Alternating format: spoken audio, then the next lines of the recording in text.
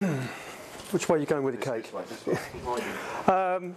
Great to see so many people here. This is a slightly more salubrious surroundings than we had at City College, but needless to say.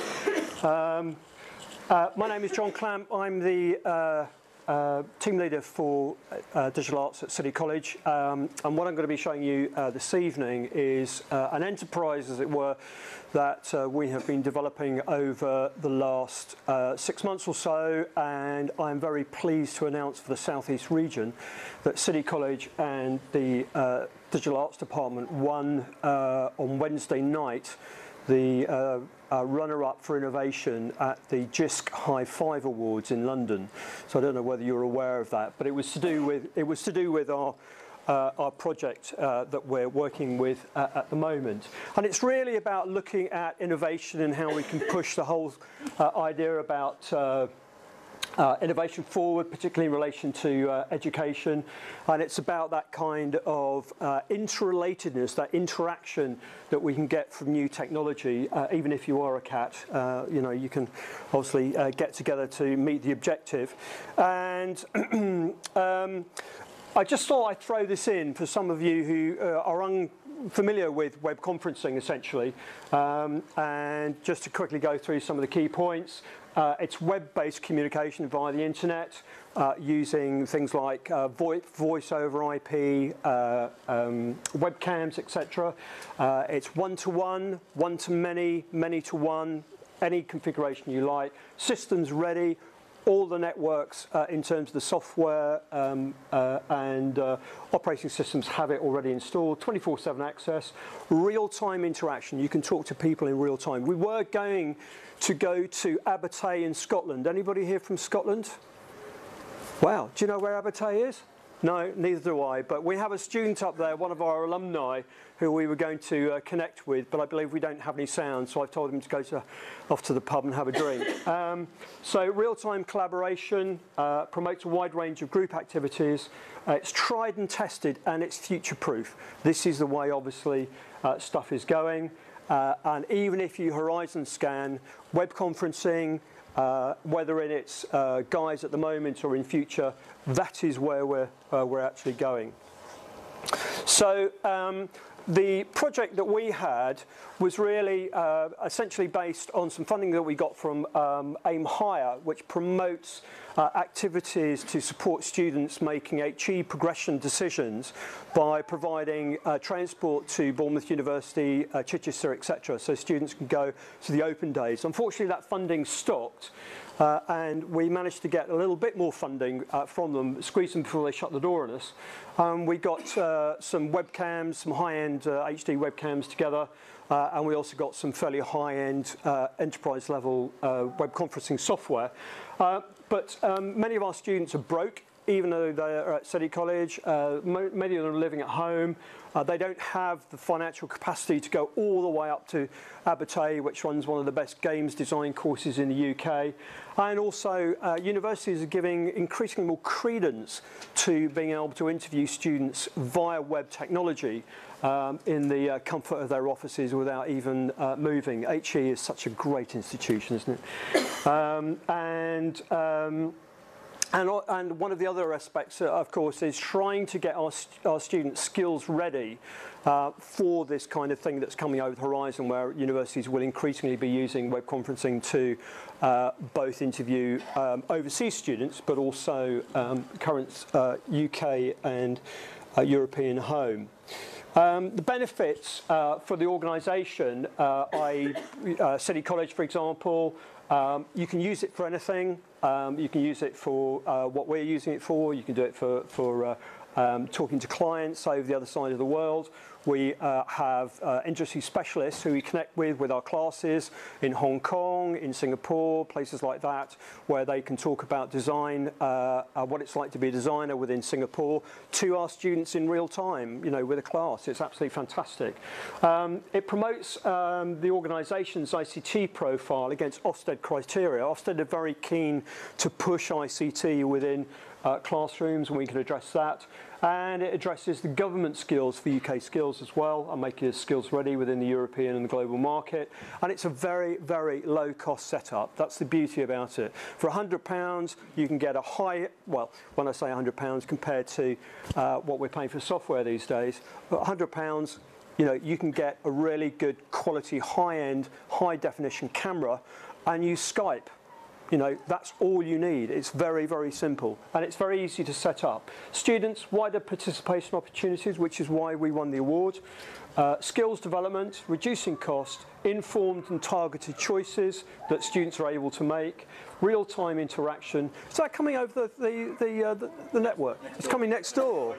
They're having more fun next door than we are in here, I think. And it's a just-in-time solution as well. So, you can pick it up, you can run with it. It's very, very easy to use. And it's fun, which is always very important with students because they like, nice things to do. The challenges are that you can accidentally delete your partner on the internet. But other than that, the challenges are network development. It's about working with your IT network manager, making sure that you've got broadband connection, you get out through the firewall, those kind of things. Setting up networks as well with your alumni students or HE individuals or practitioners. The capital cost of the equipment, 100 quid, might actually be a lot for a school. It might be a lot for a primary school.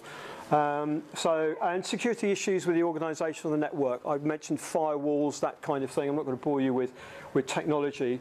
And also the student buy-in. It's fun, it's exciting, it's new, but students find it very difficult to dislocate their ideas from social networking to having some kind of social network facility within an educational environment. We've seen some really interesting kind of sort of dynamics, and I'm pretty sure that there's a really good PhD in there. So I might not be with City College for much longer. I might be off doing a PhD somewhere. Staff training costs. Obviously, some staff, particularly like our undesigned staff, are not that IT savvy. They're kind of sort of technophobic, and they find it very difficult to work with technology sometimes. So the downsides to City College was that the aim higher principles was about widening participation. We got into the funding streams, we were using it very happily, and then it got cut. And so, as I said before, we were looking at additional funding to allow us to create a further shelf life through £2,500. I'm pretty sure that there's some pretty good funding streams out there in terms of, say, JISC, for example, and other organisations that are promoting ICT within schools. And as I said, it's very low cost. So, in other words, it wouldn't cost a great deal to get something like this up and running. What were the drivers and the rationales at City College? Students having limited facility for travel, cost, time. They have very limited knowledge about universities other than looking on the internet and through prospectuses that came through. Not quite the same as being able to talk to an admissions tutor or talk to a student who might actually be in that university or a class of students within that university.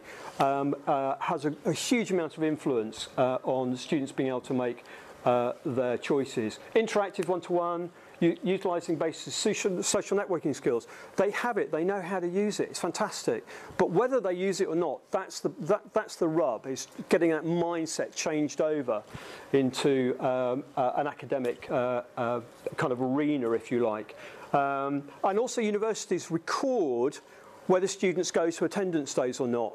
And whilst they probably would never say, yes, we kind of work on a criteria basis who come to see our universities, with this, they don't need to travel, they don't need to go to the universities, but there is a presence, they're recorded as having had interest in that university, and kind of sort of gets around that through the back door. We like to horizon scan. We like to see what's going on with ICT and pushing those kind of new ideas within the classroom. And I talked a little bit about the JISC High Five. And I think one of the great things about this technology is that it reduces our rejection statistics, because it means that the students have a better idea of which universities they're applying to. Therefore, being more informed, they can target more specifically about the right skill set that they have, where they want to go, what they want to learn, and therefore we've seen our rejection statistics actually go down where students are applying to first choice and actually getting into first choice because they have that background knowledge and that background information, which is quite good. It also prepares candidates for interviews successfully through the knowledge of the universities and courses.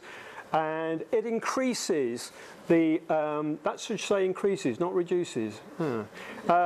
Increases the organisation's reputation for, you know, we had Ravensbourne come in with their HE admissions officer talking about their courses, and he was saying, well, of course, you know, we're kind of, we're starting to use web conferencing, and we say, yeah, well, we've been using that for 6 months. Of course, we're using Adobe Captivate to do online videos.